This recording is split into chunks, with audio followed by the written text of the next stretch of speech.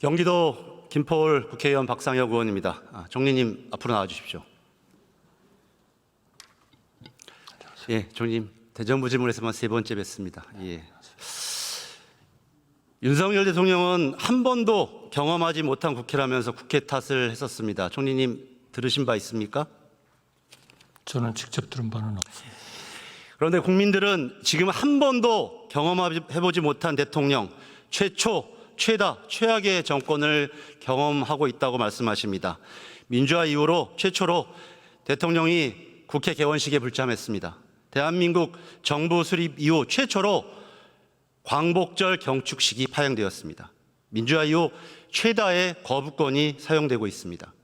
인사청문 대상자 48%가 청문 보고서 채택 없이 임명 강행되었습니다.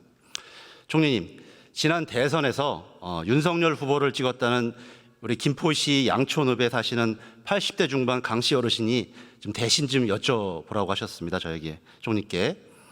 윤석열 대통령은 국민 말은 죽어라 듣지 않고 왜 불통 밴댕이 정치를 이렇게 하느냐? 대체 왜 그러는 거냐? 이렇게 물어보라고 하셨습니다. 혹시 이런 말 들어보신 적 없습니까? 저는 뭐 들어본 적은 없습니다만 많은 분들이 대통령의 그러한 그 생각에 대해서 잘못 생각하는 분도 많다. 저는 그렇게 생각합니다. 그렇게 생각하는 사람은 잘못 생각하는 거고, 혹시 총리 주변에 있는 분들은 다 잘하고 있다 이렇게 얘기하십니까? 어려운 부분이 분명히 있다고 인정을 하죠. 그러면서도 우리가 그렇게 모든 것을 좀 경제를 포함해서 선방하고 있다는 것을 우리가 그렇게 무시할 필요는 없다. 이렇게 생각하고 있습니다. 대통령의 국정 브리핑이나 좀 전에 총리의 답변처럼 굉장히 자화자찬하셨는데요.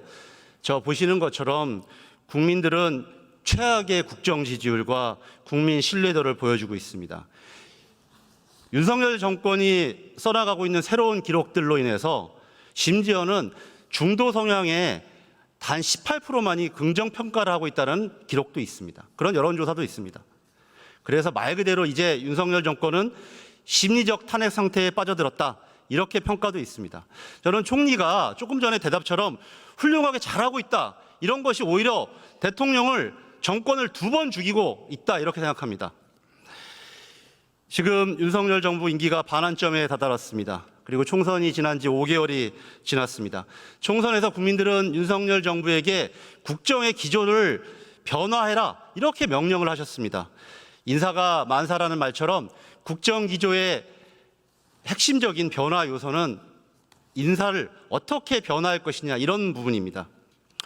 총리님, 역대 우리 헌정사에서 집권 여당이 대패하고 이번처럼 참패하고 나서 총리가 유임된 사례가 있습니까? 글쎄요, 제가 모든 그 역사적인 관찰은 하고 있지 못합니다. 오래 공직 생활 하셨는데요. 사퇴하셨었잖아요. 총선 직후에. 왜 유임하셨습니까? 사의를 표명했습니다. 예, 사임하셨는데 다시 유임을 하시고 있습니다. 지금까지. 왜 그러신 겁니까? 대통령께서 당분간 일을 좀 추진해 달라 이렇게 말씀을 하셨습니다. 유임이냐 아니냐 하는 것은 별로 중요하지 않습니다. 저는 이런 식으로 대통령이 총리를 전례 없이 다시 유임하는 것, 이런 것이 윤석열 대통령과 윤석열 정권의 불통을 보여주고 있다고 생각합니다. 또한 다음에 보여드릴 것 같은 인사 편중과 카르텔식 국정 운영이 오히려 대통령을 국민으로부터 저렇게 신뢰도가 떨어뜨리게 저는 만들고 있다고 생각합니다. 작년 아마 예결위 때 제가 질의했던 거 기억나실 겁니다. 제가 윤석열 정권의 인사를 뉴 남영동 인사다 이렇게 얘기했습니다. 즉 뉴라이트, 남성, 영남, 서울대 동문 편중 인사를 제가 지적한 바가 있습니다. 그때 총리께서 뭐라고 답변하셨냐면 균형을 맞추려고 한다 이렇게 답변하셨습니다. 혹시 기억나십니까? 글쎄요, 균형을 맞추는 것도 중요하지만 역량에 따라서 직책을 맡는 것도 중요하다. 아마 같이 말씀하지 않았을까요? 예, 그런 답변은 안 하셨고요. 네. 그럼 혹시 1년 정도가 지났는데 이제는 균형이 맞춰졌습니까? 기계적인 균형은 아닌 것 같고요. 예를 들면 그 과거 정부와 비교했을 때 그 여성에 대한 그러니까 그 지역에 대한 균형은 조금 부족합니다. 그러나 나머지에 대해서는 상당 부분 같은 또는 비슷한 그런 그 비율을 보이고 있다 이렇게 생각합니다. 저는 여기 계신 동료 국민의힘 의원님들이 총선 결과에 대해서 얼마나 낙담하시고 그 원망을 윤석열 정부에 했을 거라고 생각합니다. 그래서 선거 이후에 얼마나 인사 문제가 개선되었는지 좀 확인해 봤습니다. 대통령실 비서관급 이상 총원은 53명에서 1년 전 58명으로 5명이 늘었습니다. 최근에는 공무원 줄인다고 하는데 대통령실 인사는 이렇게 늘은 거죠. 윤석열 대통령이 당선인 시절 제왕적 대통령 줄이겠다고 했었습니다. 그래서 30% 인원 감축하겠다고 했었습니다. 그런데 사과 한마디 없이 다시 이렇게 인원이 늘어난 겁니다. 그런데 문제의 핵심은 심각한 편중입니다. 당시 1년 전에 호남 출신이 3명이었는데 현재는 58명 중 4명으로 단 1명 늘었습니다. 여성은 여전히 3명에 불과합니다. 서울대 출신은 36% 21명입니다. 하나도 달라지지 않았습니다. 이런 편중과 심각한 인사는 비단 대통령실뿐만 아닙니다. 윤석열 정권의 장차관급의 핵심 인사까지 붙게 되면 제가 210명을 전수조사해 봤습니다. 장차관급 인사입니다.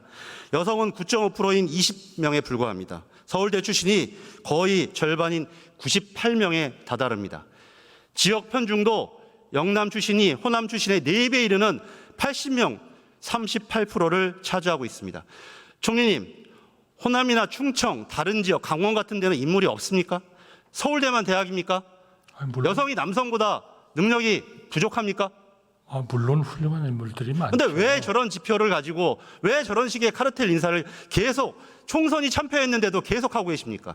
총선의 결과 여부하고 연결시키는 그거는 맞지 않고요. 그러니까 국민의힘 의원들이 원망하고 있는 겁니다. 그거는 맞죠. 저는 총리님 이렇게 봤습니다.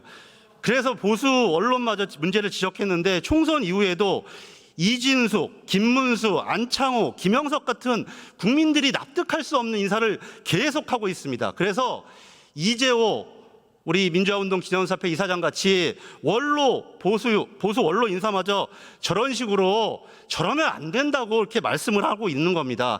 저런 고언을 들어주셔야 됩니다.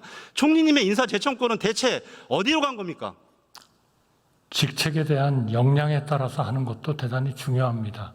균형을 맞추는 것도 중요하지만, 그러니까 인사를 물론 과거에 2번 집권을 하셨으니까 다 해보신 경험이시겠지만, 인사를 그렇게 적절한 분을 제때 맞추는 게 그렇게 쉬운 일은 아닙니다. 잘 아시겠습니다만 그런 과정에서 계속 그런 균형을 좀 더 맞추도록 그렇게 노력해 가겠습니다. 저는 그게 정권의 능력이고 준비된 대통령의 모습이라고 생각합니다. 그러지 못하고 있기 때문에 국민들로부터 신뢰도가 떨어지는 겁니다. 그리고 아까 같이 김문수 지금 노동부 장관 같은 분을 옹호하고 변호하면 국민들이 오히려 총리를 욕하고 대통령을 더 욕되게 하는 겁니다. 저는 그렇게 생각하지 않습니다. 검찰 정권이라는 것은 이미 다 알려진 사실입니다. 이미 비서관급 이상과 장차관급의 검찰 출신이 24명 임명되어서 정권의 전위부대 역할을 하고 있습니다. 근데 이제는 검찰 출신이 단순히 검사뿐만 아니라 검찰 수사관들까지 공기업에 자리잔치를 하고 있습니다.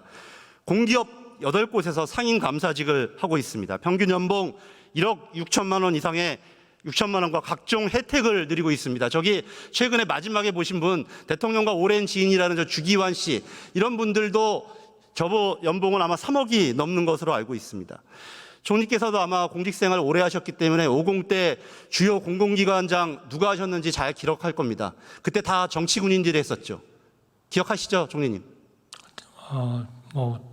자세히 기억하지 못합니다. 국민 여러분들이 아마 유신 사무관이라 그 당시에 공공기관들 다 다 뇌리에 기억하고 계십니다. 그런데 이제 검찰 독재 정권 하에서 군사 독재 신권의 군인들처럼 저런 자리들까지 달려들고 있는 모습 국민들이 다 보고 계시기 때문에 윤석열 정부의 말이나 행동 이런 것들이 전혀 신뢰도를 갖지 못하고 있는 겁니다. 총리님, 검찰청을 통째로 옮겨 놓으실 생각입니까? 의원님, 그분들이 어떻게 직무를 수행하는지를 그렇게 검토해 주십시오. 이렇게 그냥 무조건적인 균형, 무조건적인 이런 고려 이거 가지고는 좋은 인사가 안 된다는 거는 잘 아시지 않습니까? 제가 말씀드리는 게 기계적 균형을 말씀드리지 않는다는 거 잘 알고 그러니까 있습니다. 국민들이 보시기에 적절한 인사가 있습니다. 그것을 애써 부정하고 변호하시는 우리 총리님의 모습이 정말 안타깝습니다. 오히려 이렇게 카르텔 인사를 강화하는 것이, 그리고 인사권을 남용하는 것이 윤석열 정권의 생명이 더 단축되고 있다는 사실을 다시 한번 꼭 말씀드리겠고요. 이제 문제가 심각한 뉴라이트 인사 좀 말씀드리겠습니다. 아까 제가 말씀드렸던 80대 중반의 강씨 어르신이 이렇게 또 물어보십니다. 자기 80평생에 광복절 경축식이 파행되는 것을 상상도 해본 적이 없다, 이렇게 말씀하시고 계십니다. 저는 작년에 제가 정기국회 때 그때도 말씀드렸던 것 같습니다. 대통령이 갑자기 광복절 경축사에서 공산 전체주의란 말을 했었습니다. 황당무계한 말이었죠. 여기에 배경에는 한국 자유회의라는 이상한 극우단체가 있고, 이러한 인사들을 중용함으로써 윤석열 대통령이 오히려 갈등을 조장하고 있다, 이렇게 보시는 바와 같은 말씀을 드린 바가 있습니다. 이제는 독립기념관장, 한국학중앙연구원장, 국사편찬위원장 등 역사 관련 기관에까지 뉴라이트를 대거 기용해서 본격적으로 역사 교육에 친일 왜곡 논리를 주입하고 있습니다. 광복절을 광복절이라 하지 못하는 그런 독립기념관장이 있다는 것, 총리께서는 어떻게 하는지 한번 두고 보자, 이렇게 얘기하시는데 과연 그게 제대로 된 인사가 맞습니까, 총리님? 아니, 한번 지켜보시죠. 그리고 지난번 그 광복절 행사, 이것은 잘 아시지 않습니까? 정부로서는 무슨 건국절을 어떻게 정할 생각이 전혀 없는데, 예를 들면 정부 수립일로 건국절을 정하려고 하는 거 아니냐라는 그런 이상한 일종의 가짜 뉴스에 그냥 현혹이 되신 분들 아니었나요, 그때? 그렇지 않다는 것은 제가 보여드리겠습니다. 정부가 아니라고 얘기를 하는데 왜 정부가 왜 그러냐면, 아까도 말씀드렸던 것처럼 윤석열 대통령이 그런 사람들을 쓰고 있기 때문입니다. 제가 한번 보여드리겠습니다. 과거 뉴라이트 지식인 100인 선언이 있었습니다. 과연 이 100인 중에 몇 명이 윤석열 정부에서 활동하고 있는지 또 한번 제가 찾아봤습니다. 15명이 공직을 맡거나 대선 캠프 등에서 활동을 했습니다. 여기 계신 김용호 장관이나 김태호 씨 같은 분뿐만 아니라 현재 방송장악의 선봉장을 하고 있는 차기환 현 방문진 이사, 정승현 현 대통령실 정무이비서관, 김태현 현 국가교육위 상임위원, 이명희 현 한국학중앙연구원 이사, 김성열 현 국가평생교육진흥원 이사장 등이 그런 대표적인 분들입니다. 총리님, 아직도 좀 전에 말씀하신 것처럼 생각하십니까? 이런 분들이 활동하고 있기 때문에 친일 매국 인사, 다음에 넘겨보시죠. 일제강점기 국적을 일본이라고 강변하거나 위안부 징용을 자발적이라고, 다음에 한번 넘겨주시죠. 이런 분들을, 다음에 우리 광복회 거를 한번 보여주셨으면 좋겠습니다. 광복회 거를 보여주셨으면 좋겠습니다. 일제강점기를 우리 국적을 일본으로 강변하거나 위안부 징용을 자발적으로 이루어졌다고 강변하는 인사들이 있기 때문에 계속적으로 국민들은 친일 매국 정권이라고 생각을 하는 거고요. 다음 보여주시겠습니까? 이철호 교수님 PPT. 이철호, 예. 그래서 대통령의 57년 친구인 이 이철호 교수님마저 저런 사람들을 쓰기 때문에 대통령이 역시 그런 생각을 가진 것으로 추정할 수밖에 없다, 이렇게 얘기를 하는 겁니다. 총리님, 저분도 색깔칠을 하는 그런 분입니까? 대통령을 전혀 모르는 사람입니까? 아니, 일방적으로 정부가 하지 않겠다는데 정부가 하려고 한다, 이렇게 생각하는 거는 약간의 억지죠. 그다음에 저는 아직도 그 얘기를 믿습니다. 중요한 거는 무슨 레프트냐 라이트가 아닙니다. 국가를 위해서 국가를 위로 상승시킬 것이냐 밑으로 다운시킬 것이냐, 그게 더 중요한 거 아닌가요? 그러려면 일을 잘하는 사람을 잘하는 데 뽑아야죠. 어떻게 해서 너는 레프트니까 너는 라이트니까 그렇게 국민을 가르고 갈라쳐가지고 도대체 우리나라가 그게 업으로 갑니까? 다운으로 가지? 말씀 잘하셨습니다. 중요한 것은 일본의 마음이 아니라 국민의 마음입니다. 국민을 갈라치게 하는 것, 공산 전체주의 세력이나 반국가 세력이 암약하고 있다는 대통령이 아니라 정말 업으로 가야 되는데, 저렇게 과거에 일본의 대한민국의 과거를 일본의 국적이라고 얘기하는 사람들을 쓰고 있기 때문에 저렇게 얘기하는 겁니다. 예, 들어가십시오. 9월 2일 윤석열 대통령은 이 자리에 오지 않았습니다. 그리고 그날 저녁 김건희 여사와 생일 파티를 했습니다. 윤석열 대통령이 개원식에 불참한 것은 45년 전으로 거슬러 올라갑니다. 10대 국회 때 이번 경우와 같이 공화당이 참패하고서 국회 개원식에 참석하지 않았습니다. 그리고 어떤 결과를 맺었는지 그 비참한 말로를 우리는 알고 있습니다.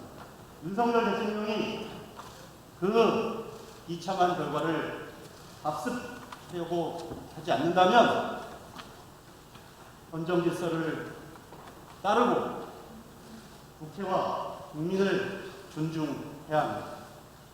저희 더불어민주당과 저는 끝까지 민주주의와 인권을 지키고 국민들을 지키면서 싸워 나가겠습니다. 감사합니다.